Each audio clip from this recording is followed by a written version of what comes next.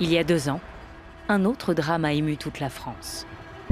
Celui d'une jeune fille, victime d'une balle perdue alors qu'elle se trouvait chez elle. Sabrina, sa petite sœur, et Leïla, sa mère, lui rendent hommage en ce jour anniversaire de sa mort. C'était le 10 septembre 2023.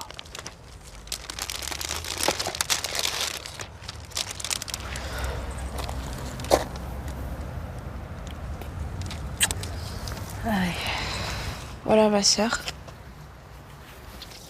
Elle s'appelait Sokaina. Elle avait 24 ans. Ils lui ont enlevé la vie gratuitement chez elle dans la chambre, en train de réviser ses cours. Oui, des tirs des Kalachnikov.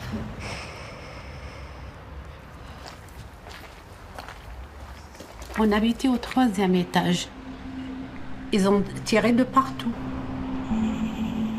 Une fusillade a eu lieu dans la rue. 3 balles perdues ont traversé le mur de leur appartement. Et l'une d'entre elles a touché Sokaina. Le bruit il était vraiment fort. On dirait que ça se passait dans la maison. Je veux demander à ma sœur qu'est-ce qui se passait, si elle avait vu ce qui s'est passé et si elle allait bien. Donc je rentre dans la chambre. Je vois ma sœur par terre.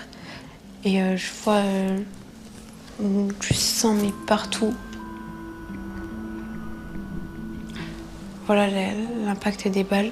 Donc là, c'est la balle qui a transpercé l'armoire de ma sœur.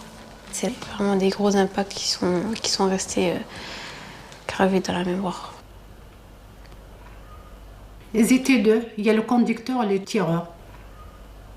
C'est lui qui a tiré, c'est un mineur. Il avait 15 ans. Un mineur ne se retrouve pas avec une Kalachnikov.